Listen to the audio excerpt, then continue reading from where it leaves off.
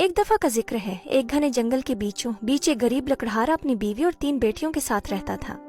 ہر روز وہ جنگل میں جاتا، لکڑیاں کاٹتا اور انہیں گاؤں میں بیچ کر روزی کماتا۔ ایک شام جب آسمان سنہری، نارنجی اور گلابی رنگوں سے جگمگا رہا تھا، اس نے اپنی بیوی سے کہا، کل ہماری سب سے بڑی بیٹی کو میرا کھانا جنگل میں لانے کو کہنا، کیونکہ کام لمبا ہے اور گھر لوٹنے میں دیر ہو جائے گی۔ اگلے دن بڑی بیٹی نے ایک چھوٹی سی ٹوکری میں روٹی، پنیر اور یخنی کا ایک پیالہ رکھا اور روانہ ہو گئی۔ لیکن جنگل گھنا تھا، درختوں کی سرسراہٹ ہوا کے ساتھ مل کر سرگوشیوں جیسی لگ رہی تھی۔ جیسے جیسے سورج ڈھلنے لگا وہ راستہ بھول گئی۔ اندھیرا ایک بھاری چادر کی مانند پھیلنے لگا اور خوف نے اس کے دل کو جکڑ لیا۔ جیسے ہی خوف اس پر حاوی ہونے لگا، اسے درختوں کے درمیان ایک مدھم روشنی جھلملاتی نظر آئی۔ وہ اس روشنی کی طرف بڑھی اور ایک ویران جھونپڑی پر پہنچ گئی، جس کی لکڑی کی کھڑکیاں پرانی اور بوسیدہ لگ رہی تھی، جبکہ چمنی سے دھوئیں کے ہلکے ہلکے مرغولے اٹھ رہے تھے۔ اس نے ہچکچاتے ہوئے دروازہ کھٹکھٹایا۔ دروازہ چرچراتے ہوئے کھلا اور اس کے سامنے ایک جھکا ہوا بوڑھا آدمی کھڑا تھا، جس کی لمبی سفید داڑھی تھی اور آنکھیں تیز اور چوکنا تھیں۔ اس کے پیچھے ایک مرغری، ایک مرغا اور ایک دھبے دار گائے کھڑی تھی، جن کی آنکھیں موم بتی کی مدھم روشنی میں چمک رہی تھیں۔ لڑکی نے ادب سے کہا، شام بخیر حضور، میں راستہ بھٹک گئی ہوں، کیا میں رات یہاں گزار سکتی ہوں؟ بوڑھا آدمی جانوروں کی طرف مڑا اور پوچھا، کیا ہم اسے اندر آنے دیں؟ جانوروں نے سر ہلایا۔ تب تم یہاں رہ سکتی ہو، بوڑھے نے کہا، مگر پہلے تمہیں کھانے کی تیاری کرنی ہوگی۔ سب سے بڑی بیٹی نے مزیدار کھانا بنایا اور بوڑھے کے سامنے ایک پھانپ اڑاتی ہوئی پلیٹ رکھ دی، مگر جب وہ خود کھانے بیٹھی تو اس نے ان جانوروں کو نظر انداز کر دیا جو بھوکی نظروں سے اسے دیکھ رہے تھے۔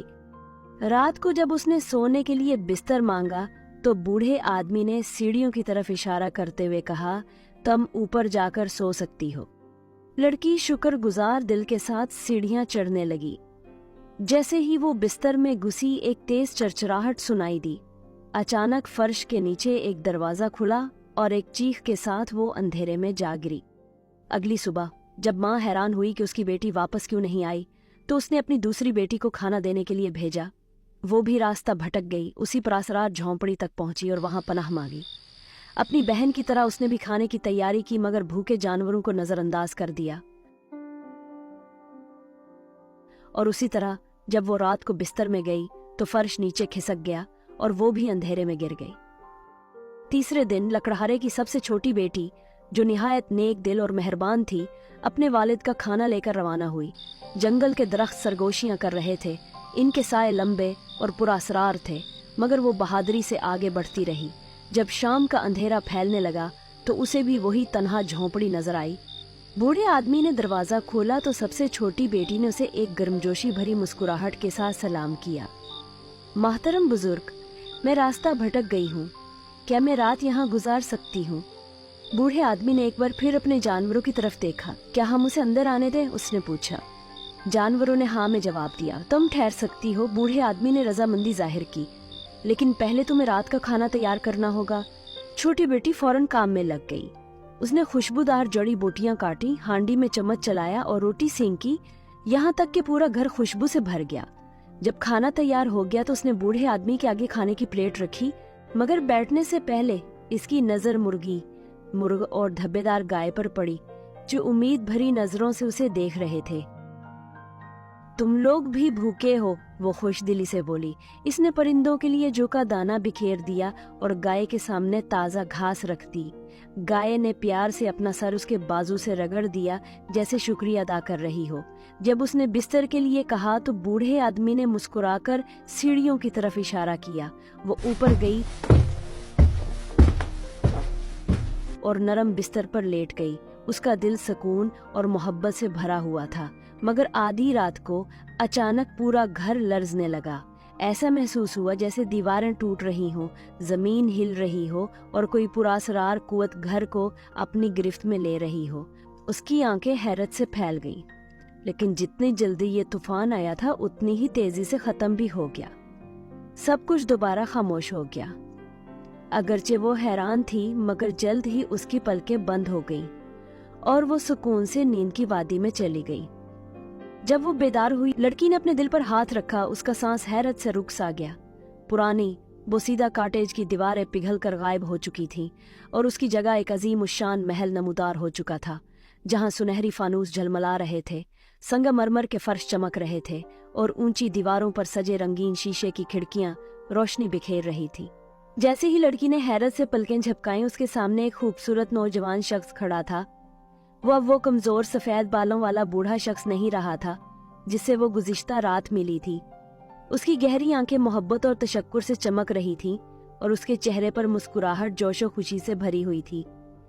वो शाहाना लिबास में मलबूस था। तुमने ये जादू तोड़ दिया है, इसने कहा। उसकी आवाज जज्बात से लबरेज और दिलकश थी। जालिम परी ने मुझ पर एक खौफनाक जादू कर दिया था, जिसकी वजह से मुझे एक तन्हा झोंपड़ी में बूढ़े आदमी की सूरत में कैद कर दिया गया था। मैं तब तक आजाद नहीं हो सकता था जब तक कि एक नेक दिल औरत न आती जो न सिर्फ इंसानों बल्कि जानवरों पर भी मेहरबानी करती। तुम्हारी रहमदिली और शफकत ने मुझे उस कैद से आजाद कर दिया। शहजादे ने 2 दरबारियों को बुलाया जिनकी आंखों में खुशी और तशक्कुर झलक रहा था। वो दोनों मियाँ बीवी थे और बताया कि ये वो मुर्गी मुर्गा थे।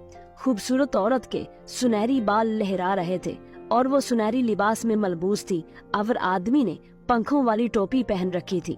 फिर शहजादे ने अपने वजीर को बुलाया जो एक मेहरबान चेहरे वाला खिदमतगार था और बताया कि ये वही गाय है जिसको तुमने चारा दिया था। हम वो जादू के मारे जानवर थे जो एक मनहूस लानत के जेरे असर थे, मगर तुमने हम पर वो मेहरबानी की जो कोई और ना करता, इसीलिए हम दोबारा अपनी असल शक्ल में लौट आए हैं।